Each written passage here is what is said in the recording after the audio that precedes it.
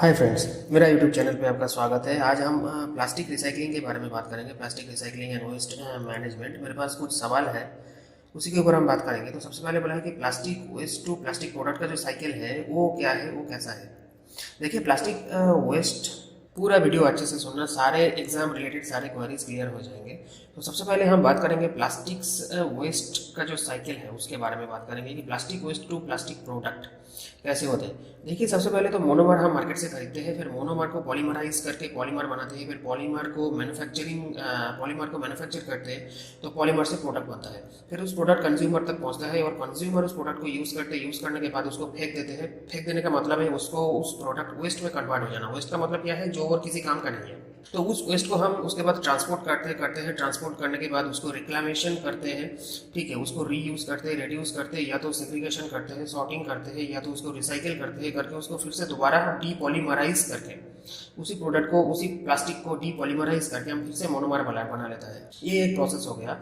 दूसरा और एक प्रोसेस है जिसको बोलते हैं मोनोमर टू मोनोमर अप्रोच।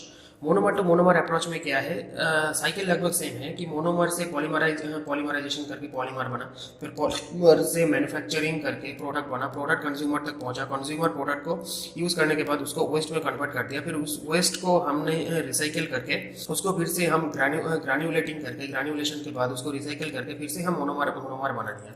तो मोनोमर से फिर से मोनोमर बन गया। इसको बोलते हैं monomer to monomer approach. Next क्या बोला है कि plastic waste generation by industrial sector 2015। जो 2015 में इंडस्ट्रियल सेक्टर में प्लास्टिक वेस्ट कितना जनरेट हुआ था, तो उसमें जो एक लिस्ट दिया गया है जहाँ पे पैकेजिंग से global plastic waste generation by industrial sector measured in tons per year. जो ग्लोबल प्लास्टिक वेस्ट जनरेशन है वो टन में कैलकुलेट किया। जो पैकेजिंग है, पैकेजिंग से सबसे ज़्यादा वेस्ट मिला है वो है 141 मिलियन टन्स। टेक्सटाइल इंडस्ट्री से मिला 42 मिलियन टन्स। और consumer and institutional products, consumer ने जो प्रोडक्ट यूज़ किया उसके बाद उसको फेंका, और इंस्टीट्यूशनल प्रोडक्ट जो है वहाँ से मिला 37 मिलियन टन्स। ट्रांसपोर्टेशन से मिला 17 मिलियन टन्स। इलेक्ट्रिकल और इलेक्ट्रॉनिक इंडस्ट्री से मिला 13 मिलियन टन्स। मैं 2015 की बात कर रहा हूँ, उस साल में क्या हुआ था। बिल्डिंग एंड कंस्ट्रक्शन में मिला 13 मिलियन टन्स, और इंडस्ट्रियल मशीनरी में मिला 1 मिलियन टन्स। इंडस्ट्रियल मशीनरी मतलब जहाँ पे हैवी व्हीकल और मशीनरी जनरेट होते हैं, जैसे कि बड़े बड़े मशीन मैन्युफैक्चर होता है, जैसे कि injection moulding, blow moulding, extruder, ये सब जो मशीन जनरेट होता है, वहाँ पे 1 मिलियन टन्स प्लास्टिक वेस्ट मिला। और अदर सेक्टर में जो है वहाँ पे मिला 38 मिलियन टन्स। तो सबसे कम मिला है इंडस्ट्रियल मशीनरी से। तो ये हो गया plastic waste generation by industrial sector. Next क्या बोला है, नेक्स्ट बोला है explain 4R method in plastic waste. Plastic waste में हम 4R मैकेनिज्म को कैसे यूज करते हैं। देखिए, 4R जो है ये 4R है। यहाँ पे पहला आता है रेड्यूस, फिर होता है रीयूज, फिर होता है रिसाइकिल, फिर होता है रिकवर। तो रेड्यूस में क्या बोला है, रेड्यूस में यही बोला है कि जो जहाँ से वेस्ट जनरेट होता है उसी सोर्स को ही कम कर दो। जहाँ से वेस्ट क्रिएट होता है उसको किसी भी तरह से एक ऐसा स्टैंडर्ड प्रोसेस बिल्ड करना है जिसके थ्रू वेस्ट ही कम जनरेट हो। For an example, less packaging when sell product. जब हम प्रोडक्ट सेल करते हैं तब हम लेस पैकेजिंग, मतलब पैकेजिंग उतना यूज ना करना, या किसी भी तरह उसको रीयूज कर देना। रीयूज के बारे में हम नेक्स्ट में आएंगे कि reuse simply it's means use the plastic again instead of throw it away. For an example, plastic container, bucket, poly bag.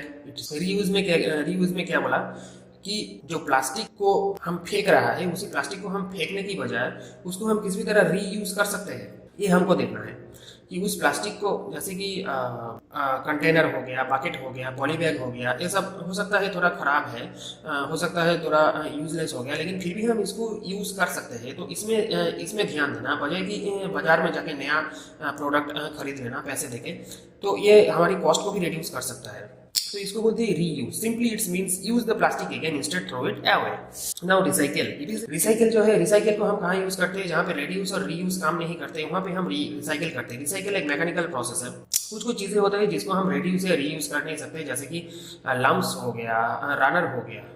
जब हम प्रोडक्शन करते हैं, प्रोडक्शन में फीड सिस्टम के थ्रू रनर गेट ये सब निकलते हैं, लम्प्स से जो निकलते हैं, ये सब चीज़ों को हम किसी जगह पे यूज़ नहीं कर सकते। ये एकदम एक्स्ट्रा वेस्ट ही है, तो इसको हम ग्रैन्युलेटर में डाल के इसको स्क्रैप बनाते हैं। नेक्स्ट रिकवरी में क्या होता है, जो प्लास्टिक वेस्ट होता है, प्लास्टिक वेस्ट से हम यूजफुल चीजें बनाते हैं, यूजफुल रिसोर्सेज बनाते हैं। This process is done reduce, reuse and recycle have not applicable. जहाँ पे रिड्यूस, रीयूज या रिसाइकिल एप्लीकेबल नहीं होता है, वहाँ पे रिकवरी यूज होता है। कुछ प्लास्टिक होता है जो बहुत ज्यादा टॉक्सिक होते हैं, उसको हम किसी भी तरह उसको हम मैनेज नहीं कर सकते। उसको हम सॉइल में फेंक दिया तो वो सॉइल पोल्यूशन करेगा, ग्राउंड वाटर को पोल्यूट कर देगा। उसको हम बर्न कर दिया तो वो टॉक्सिक गैस निकल के एनवायरनमेंट में पोल्यूशन ला देगा, थर्मल डिग्रेडेशन ग्लोबल वार्मिंग ला सकता है। तो इसीलिए ये बहुत ही ज़्यादा टॉक्सिक होता है। ये किसी भी जगह पे ये टॉक्सिसिटी जनरेट करेगा। तो इसको रिसाइकिल करने के लिए, इसको वेस्ट को मैनेज करने के लिए हम रिकवरी करते हैं, जहाँ पे इस चीज़ से हम फ्यूल एनर्जी या इलेक्ट्रिसिटी जनरेट करते हैं। नेक्स्ट आता है सेपरेशन। सेपरेशन क्या है? सेपरेशन को हम सेग्रीगेट भी बोलते हैं और या तो सॉर्टिंग टेक्निक बोलते हैं। सेपरेशन बहुत ज़रूरी है प्लास्टिक वेस्ट की मैनेजमेंट के लिए। Separation of components of municipal solid, refuse sites, reduce and reduction and separation method. Separation process specific to plastic separation of plastic mixture of plastics from plastic coated fabric, separation of mixtures of plastics, separation using recycling code. देखिए कुछ recycling code होते हैं, जिसके through भी हम हर plastic को अलग अलग करते हैं। प्लास्टिक का बहुत सारे टाइप्स है, प्लास्टिक का बहुत सारे डिफरेंसेस है। तो अगर हम प्लास्टिक को पहले ही सेग्रीगेट नहीं किया तो प्रोडक्शन में, प्रोसेसिंग में, रिसाइकलिंग में बहुत प्रॉब्लम आ सकते हैं। इसीलिए इसको अलग अलग डिवीजन में सेपरेट करना बहुत ज़रूरी है। तो सेपरेशन या तो सॉर्टिंग टेक्निक का कुछ प्रोसेस है, कुछ एडवांस प्रोसेस भी है और कुछ बेसिक प्रोसेस भी है। जो बेसिक प्रोसेस है उसको हम सिंपल आइडेंटिफिकेशन टेक्निक बोलते हैं, ठीक है। और दूसरा जो एडवांस प्रोसेस है उसमें आते हैं based on density segregation by selective dissolution, sorting techniques, infrared spectroscopy, melt filtration. ये सब जो एडवांस टेक्निक है, इसी के दौरान भी हम सारे प्लास्टिक है, जैसे कि पॉलीप्रोपिलीन को अलग कर दिया, पॉलीथिलीन को अलग कर दिया, पॉलीविनाइल क्लोराइड को अलग कर दिया, थर्मोसेट्स प्लास्टिक को अलग कर दिया, ठीक है ना, phenol formaldehyde, polyether ketone, speciality plastic को अलग कर दिया। तो इस तरह से अलग करने से क्या होगा, प्रोसेसिंग या रिसाइकलिंग में फायदा होगा, नुकसान नहीं होगा। आईआर रेडिएशन, यहाँ पे क्या बोल रहे हैं, IR ranges of wavelength create करके हम आईआर रेडिएशन करते हैं। प्लास्टिक बॉटल को आइडेंटिफाई करने के लिए ज़्यादातर हम रिसाइकलिंग कोड का यूज़ करते हैं। जो प्लास्टिक बॉटल है, जो होलो प्रोडक्ट है, होलो प्रोडक्ट को हम डिटरमाइन करने के लिए, आइडेंटिफाई करने के लिए ज़्यादातर रिसाइकलिंग कोड यूज़ करते हैं। रिसाइकलिंग कोड एक बहुत ही पॉपुलर एक सेपरेशन टेक्निक है। प्राइमरी रिसाइकलिंग क्या होता है? देखिए, प्राइमरी रिसाइकलिंग होता है फर्स्ट डिग्री रिसाइकलिंग, जहाँ पे क्या होता है, जो वेस्ट जो प्रॉपर्टी है, वेस्ट जो मटेरियल है, उसका शेप, साइज दोनों ही चेंज नहीं होते प्राइमरी रिसाइकलिंग में। ना तो प्रोडक्ट की साइज और शेप चेंज होता है, ना तो प्रोडक्ट की जो प्रॉपर्टीज है उसको चेंज होता है। इसको क्लोज्ड लूप रिसाइकलिंग भी बोलते हैं और यह सबसे आसान तरीका है। जितना रिसाइकलिंग प्रोसेस है, कंटामिनेशन को रिमूव करना और सिमिलर प्लास्टिक रेजिन को अलग करना काफ़ी डिफिकल्ट है और कॉस्टली है। तो ये होता है प्राइमरी रिसाइकलिंग। फिर बोले न्यूजेंस प्लास्टिक क्या है? न्यूजेंस प्लास्टिक्स है जिसको जो कोई काम का नहीं है और जो टॉक्सिसिटी जनरेट करते हैं। जो प्लास्टिक बैग है वो एनवायरनमेंट के लिए बहुत खतरा होता है, टॉक्सिक है, डेंजरस है। It is because the plastic bags are not biodegraded. Plastic bag तो बायोडिग्रेडेबल नहीं है। They are not breaking down completely into smaller toxic parts. और ये क्या है, ये स्मॉलर टॉक्सिक पार्ट में ब्रेक डाउन भी नहीं होता है।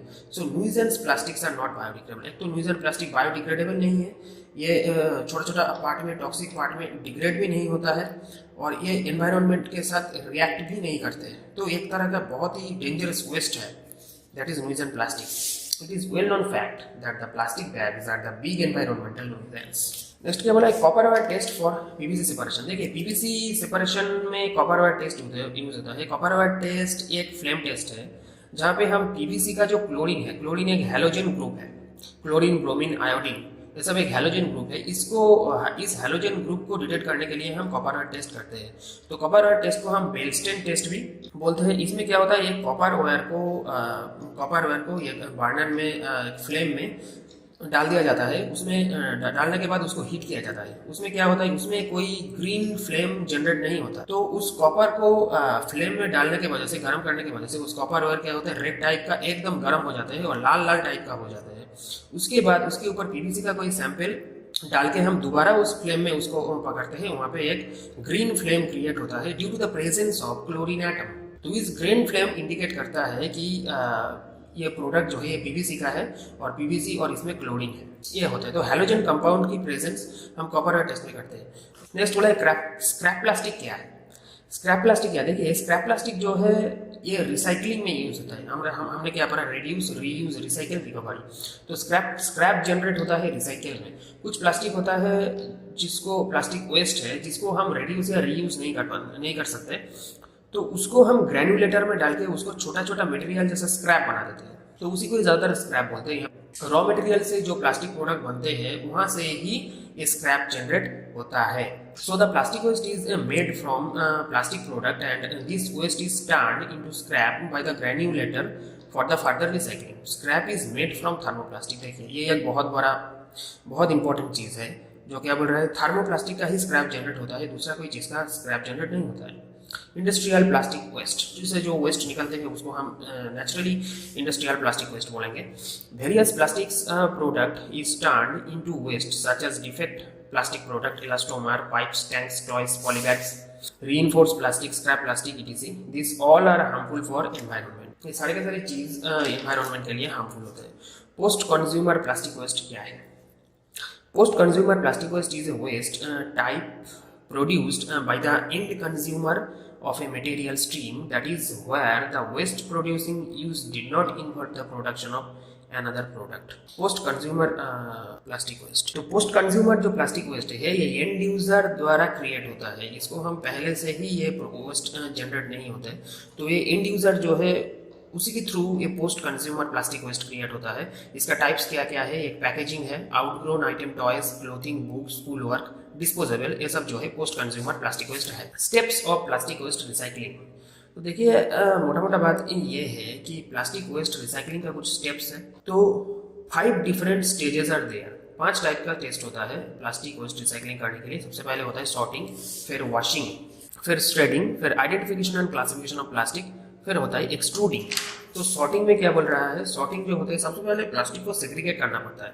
जो प्लास्टिक एक साथ बहुत सारे आया, पीपी को अलग कर दिया, थर्मोप्लास्टिक को अलग कर दिया, थर्मोसेट प्लास्टिक को अलग कर दिया, सेरामिक्स को अलग कर दिया, ठीक है ना, स्पेशलिटी प्लास्टिक को अलग कर दिया, कमोडिटी प्लास्टिक को अलग कर दिया, इंजीनियरिंग प्लास्टिक को अलग कर दिया, ये होता है सॉर्टिंग। सॉर्टिंग के बाद आता है वॉशिंग। तो एक बार पढ़ लेते हैं यहाँ पे क्या बोल रहा है। It is necessary that every plastic item is separated according to its make and type so that it can be processed accordingly in the shredding machine. Washing में क्या है? तो सेग्रीगेट करने के बाद, सेपरेट करने के बाद, सॉर्टिंग करने के बाद हम उसको क्लीन करते हैं ताकि उसके अंदर जो एडेसिव लगा है, लेबल लगा है, ये सब चीज़ हट जाए, ताकि हमारा उसके बाद श्रेडिंग करने में, रिसाइकिल करने में, प्रोसेस करने में आसानी हो, उसके अंदर कोई अलग चीज़ ना रहे, कोई इम्प्यूरिटीज ना रहे। तो क्या बोल रहे हैं, once the sorting has been done the plastic waste is washed properly to remove impurities such as labels and adhesives, this enhance the quality of finished product। फिर आता है श्रेडिंग। तो वॉशिंग करने के बाद उस प्लास्टिक वेस्ट को एक डिफरेंट कन्वेयर बेल्ट के अंदर रन किया जाता है, फिर उस वेस्ट को वाइब्रेट किया जाता है, इसको बोलते हैं श्रेडर्स। श्रेडर्स जो होते हैं उस वेस्ट को वाइब्रेट करते हैं, फिर वाइब्रेट करते करते उस प्लास्टिक को स्मॉल पेलेट में कन्वर्ट करते हैं, छोटा छोटा पेलेट में कन्वर्ट करते हैं, preparing them recycling into other products. तो नेक्स्ट आइडेंटिफिकेशन। तो श्रेडिंग करके क्या करते हैं? श्रेडिंग करके उसको आइडेंटिफाई एवं एक्सट्रूडिंग करने के लायक बनाते हैं और छोटा छोटा पार्ट में डिवाइड कर देते हैं। Next identification and classification of plastic. After shredding a proper testing of the plastic pellet is conducted in order to ascertain their quality and class. देखिए क्वालिटी और क्लास तो चेक होगा ही होगा, क्योंकि वो हर जगह पे क्वालिटी आएगा, क्योंकि क्वालिटी आना बहुत जरूरी है। उसका स्टैंडर्ड मेंटेन हो रहा है कि नहीं हो रहा है, वो आगे जाके सच में उसके अंदर प्रॉपर्टीज बहुत ज़्यादा लेस तो नहीं हो गया, वो जो कोई काम का हैवी या नहीं है, ये सब चीज़ें देखना पड़ता है। तो क्वालिटी में पास होने के बाद और आइडेंटिफिकेशन में पास होने के बाद हम आते हैं एक्सट्रूडिंग में। This involves melting the shredded plastic so that it can be extruded into the pellets which are then used for making different types of plastic product. तो एक्सट्रूडिंग में क्या होता है? ये सारे के सारे जो पेलेट्स है, छोटा छोटा पेलेट्स है, इसको जो श्रेडर ने छोटा छोटा पेलेट्स बना है, इसको हॉपर में डालते हैं, हॉपर से ये बैरल के अंदर आते हैं, बैरल के अंदर से स्क्रू और बैरल हीट और प्रेशर में ये लिक्विड बनता है, फिर वहाँ से ये एकदम छोटा छोटा पेलेट जैसा बन जाते हैं, एकदम मटेरियल जैसा छोटा छोटा पेलेट बन जाते हैं, जो different types of plastic product के साथ अटैच करने के लिए आप बिल्कुल तैयार है। फिर आता है रिसाइकलिंग कोड्स। रिसाइकलिंग कोड एक ट्रायंगल बेस्ड रिसाइकलिंग कोड होते हैं और ये काफ़ी बहुत ही वाइडली यूज्ड आइडेंटिफिकेशन टेक्निक है, जैसे कि HDPE का 2 है रिसाइकलिंग कोड, PVC का 3 है, LDPE का 4 है, PET का 1 है, PP का 5 है और अदर जो है वो 7 है। List of thermoset plastic. Thermoset plastic का कौन कौन सा एग्जाम्पल क्या है थर्मोसेट प्लास्टिक का? जैसे phenol formaldehyde, urea formaldehyde, melamine formaldehyde, polyurethane, thermoset polyurethane, epoxy resin, ये ऑल आर थर्मोसेट प्लास्टिक्स। फिर थर्मोप्लास्टिक का लिस्ट क्या है? थर्मोप्लास्टिक में क्या क्या है? Polyethylene, polypropylene, polyvinyl chloride, polystyrene, acrylonitrile butadiene styrene, styrene acrylonitrile, polymethyl methacrylate, nylon 6 and 66, thermoplastic, polyurethane, polyether ketone, polycarbonate, polyether ethylene terephthalate, polybutylene terephthalate, polyether ketone, polyether ketone etcetera. Now methods of separating plastic mixture. जो plastic को separate करने का कुछ method है, जो मैंने बोला था इससे पहले कि कुछ सिंपल मेथड है और कुछ एडवांस मेथड है। तो segregation of plastic waste by simple identification technique. पहले the water test. Water test में हम क्या करते हैं? वाटर टेस्ट में हम सारे प्लास्टिक मिक्सचर को डाल देते हैं, जिसका डेंसिटी मोर देन 1 है वो प्लास्टिक के अंदर सिंक हो जाते हैं, और जिसका डेंसिटी 1 से कम है वो प्लास्टिक के ऊपर फ्लोट होते हैं। तो इसमें क्या है, जो लेस डेंसिटी है जैसे कि पॉलीइथिलीन हो गया, PP हो गया, PP का डेंसिटी सबसे कम है, तो ये सब जो है प्लास्टिक के ऊपर फ्लोट करते हैं, और जिसका जैसे PC, PPC, PS ये सब का डेंसिटी मोर देन 1 है, तो ये पानी के नीचे सिंक कर जाते हैं। तो इस वाटर टेस्ट के थ्रू हम 2 टाइप का प्लास्टिक को अलग कर सकते हैं। फिर आता है बाइंडिंग टेस्ट। बाइंडिंग टेस्ट में हम क्या देखते हैं? बाइंडिंग टेस्ट में वो किस तरह उसका बाइंडिंग बिहेवियर चेक करते हैं, वो थर्मोप्लास्टिक है या थर्मोसेट प्लास्टिक है। थर्मोसेट प्लास्टिक होगा तो वो मेल्ट ही नहीं होगा, अगर थर्मोप्लास्टिक होगा तो वो मेल्ट होगा। फिर उसका स्मेल, उसका कौन सी स्मेल है, उस स्मेल के थ्रू भी हम प्लास्टिक को अलग अलग से चेक कर सकते हैं। जैसे कि पॉलीथिलीन का फिशिस टाइप का स्मेल आते हैं, पॉलीप्रोपिलीन का बर्निंग हेयर जैसा कुछ स्मेल आते हैं, जैसे कि पेट का जो स्मेल आता है वो फ्रूट टाइप का स्मेल आता है, कुछ मतलब फल जैसा फ्रूटी स्मेल आते हैं, ऐसे कुछ स्मेल आते हैं, ठीक है ना। PVC का एसिडिक स्मेल आते हैं। तो इससे हम चेक करते हैं कि वो कुछ टाइप का मटेरियल है। बाइंडिंग टेस्ट हम थर्मोसेट और थर्मोप्लास्टिक को भी चेक कर लेते हैं। फिर होते हैं फिंगरनेल टेस्ट। फिंगरनेल टेस्ट में क्या है? फिंगरनेल स्टेट में हम थर्मोप्लास्टिक और थर्मोसेट प्लास्टिक को अलग कर सकते हैं। थोड़ा सा नाखून का स्क्रैच, नाखून लगा के थोड़ा सा स्क्रैच डालने में, अगर वो थर्मोप्लास्टिक हुए तो उसमें स्क्रैच आएगा। थोड़ा सा नाखून से स्क्रैच डालने की कोशिश करना है किसी इन सैंपल में। अगर वो थर्मोप्लास्टिक हुआ तो उसमें स्क्रैच आएगा, अगर थर्मोसेट होगा तो उसमें कोई स्क्रैच नहीं आएगा। तो इसके थ्रू, फिंगरनेल टेस्ट के थ्रू हम थर्मोप्लास्टिक और थर्मोसेट को अलग कर सकते हैं। उसके बाद बेस्ड ऑन डेंसिटी के थ्रू भी हम चेक कर सकते हैं। सेग्रीगेशन बाय, अब एडवांस मेथड में क्या क्या है? सेग्रीगेशन बाय सिलेक्टिव डाइसोल्यूशन मेथड में हम चेक कर सकते हैं। Equipment based on sorting techniques, melt filtration के थ्रू भी हम चेक कर सकते हैं। जो मेल्ट फिल्ट्रेशन के थ्रू हम बहुत सारे मटेरियल को चेक कर सकते हैं, उसका मेल्टिंग पॉइंट के थ्रू। ER क्लासिफिकेशन मेथड और डेंसिफिकेशन प्रोसेस। IR स्पेक्ट्रोस्कोपी भी है, इंफ्रारेड स्पेक्ट्रोस्कोपी, जहाँ पे हम डिफरेंट टाइप का वेवलेंथ क्रिएट करके प्लास्टिक के सैंपल को आइडेंटिफाई कर लेते हैं कि ये किस टाइप का प्लास्टिक है। मित्सुबिशी रिवर्सर क्या है? मित्सुबिशी रिवर्सर, देखिए मित्सुबिशी रिवर्सर एक टूल है जो सेकेंडरी रिसाइकलिंग में यूज होता है, और ये एक जापानीज टेक्नोलॉजी है, मित्सुबिशी रिवर्सर। फिर symbol of biological hazard. Biological hazard का सिंबल क्या है? इसमें एक सर्कुलर टाइप का सिंबल आएगा जो यहाँ पे आपकी स्क्रीन पे शो कर रहा है। नेक्स्ट क्या बोला है कि जो थर्मोप्लास्टिक वेस्ट है वो को इंजेक्शन या को एक्सट्रूशन प्रोसेस में यूज होता है या नहीं? जी हाँ, बिल्कुल होता है। जो वेस्ट प्लास्टिक होगा वो को इंजेक्शन या को एक्सट्रूशन प्रोसेस में बिल्कुल यूज होगा। जैसे कि जो स्क्रैप होगा, स्क्रैप मटेरियल को पहले आप हॉपर में डालोगे तो को इंजेक्शन में भी अब यूज हो सकता है। को इंजेक्शन में जो स्किन मटेरियल है उसको भी हम यूज कर सकते हैं, या जो कोर मटेरियल है उसके थ्रू भी हम यूज कर सकता है। तो को इंजेक्शन, एक्चुअल में को इंजेक्शन क्या है? को इंजेक्शन जो है वो एक सैंडविच मोल्डिंग है, ठीक है, जहाँ पे 2 लेयर यूज होता है, बीच में एक लेयर होता है और उसके ऊपर और एक लेयर होता है। तो कोई भी इंजेक्शन मोल्डिंग या एक्सट्रूशन प्रोसेस या तो ब्लो मोल्डिंग प्रोसेस, हर जगह पे हम वेस्ट मटेरियल को रिसाइकिल करके हम यूज कर सकते हैं, कोई दिक्कत नहीं। अगर क्वालिटी का अप्रूवल मिले तो, मतलब क्वालिटी चेकिंग में अगर पास हो गया वो प्रोडक्ट, तो हम वेस्ट मटेरियल को आराम से यूज कर सकते हैं, उसमें कोई प्रॉब्लम नहीं। नेक्स्ट बोला है प्राइमरी रिसाइकलिंग में क्रायोजेनिक ग्राइंडिंग क्या है? देखिए क्रायोजेनिक ग्राइंडिंग जो है इसको फ्रीजर मिलिंग भी बोलते हैं, ठीक है ना।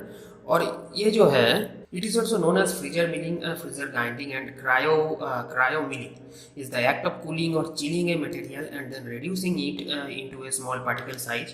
For example, thermoplastics are difficult to grind to small particle. thermoplastic जो है वो small particle में grind होना बहुत ही difficult है, sizes at ambient temperature में। Because they soften adhere in lumpy masses और क्लॉक स्क्रीन्स। क्या कर सकता है, जो टेम्परेचर में क्या होता है, ये सॉफ्ट भी हो सकता है और बड़े बड़े लंप क्रिएट कर सकते हैं, और जो स्क्रीन है उसको क्लॉग भी कर सकते हैं, मतलब स्क्रीन को ब्लॉक कर सकते हैं। तो इसीलिए क्रायोजेनिक ग्राइंडिंग क्या होता है, कूलिंग करके और चिलिंग करके मटेरियल को धीरे धीरे स्मॉल पार्टिकल में डिवाइस कर देते हैं। नहीं तो क्या होगा, हीट जनरेट हो जाएगा। और जो क्रायोजेनिक ग्राइंडिंग है इसको हम फ्रीजर मिलिंग भी बोलते हैं।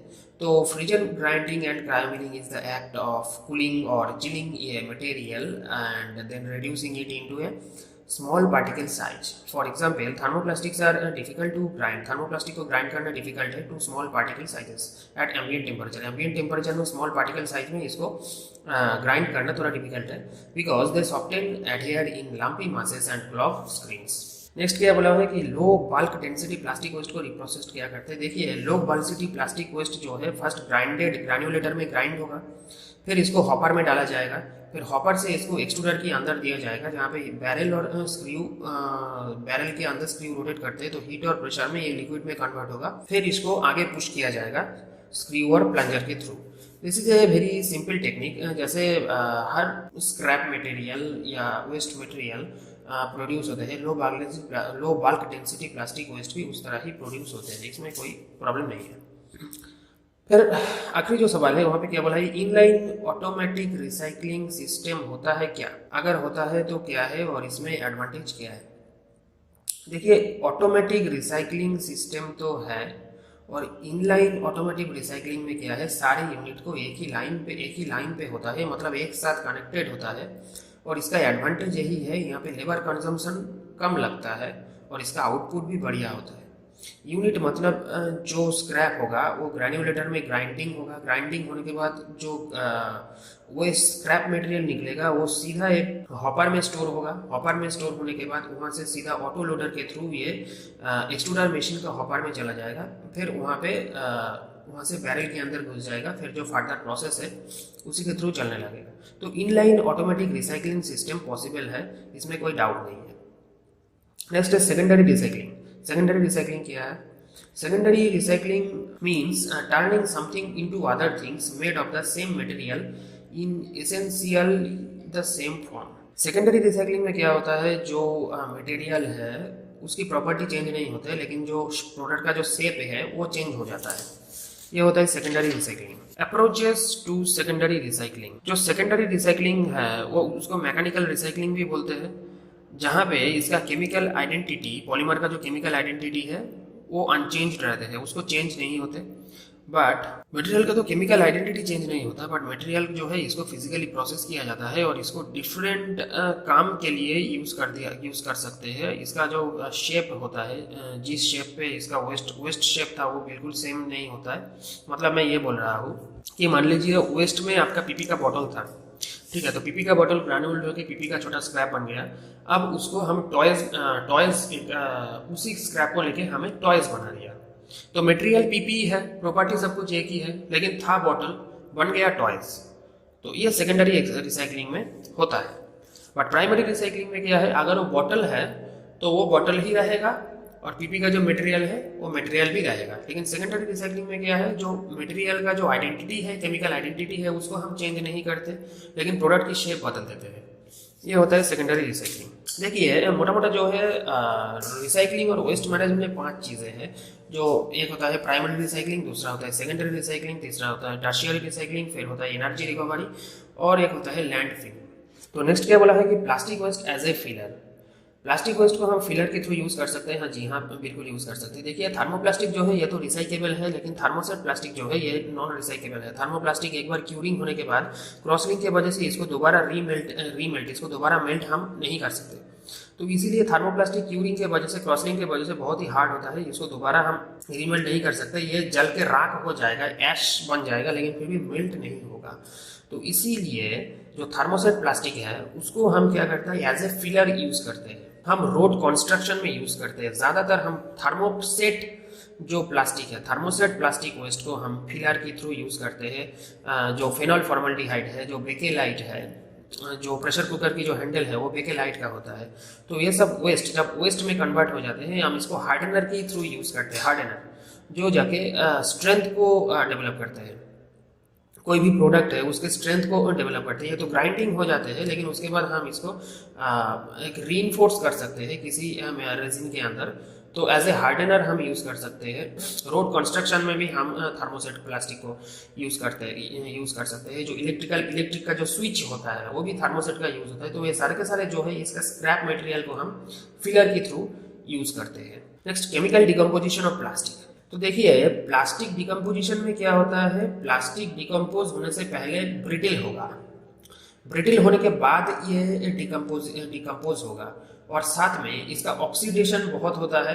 अगर प्लास्टिक का जो बाहर का सराउंडिंग है देखना पड़ेगा वो कहाँ पे है। अगर जो ट्रांसपेरेंट प्लास्टिक है उसको फोटो ऑक्सीडेशन बहुत ज़्यादा होता है, तो ऑक्सीडाइज करके ये प्लास्टिक डिग्रेड हो जाता है छोटा छोटा चेन में। या तो कभी कभी क्या होता है, फंगी बैक्टीरिया ये सब भी प्लास्टिक को डिग्रेड कर सकते हैं। अब प्लास्टिक का सर्कमस्टेंसेस के ऊपर भी डिपेंड करते हैं वो किस तरह से डिग्रेड होगा, कितना जल्दी डिग्रेड होगा, कितना जल्दी डिग्रेड नहीं होगा।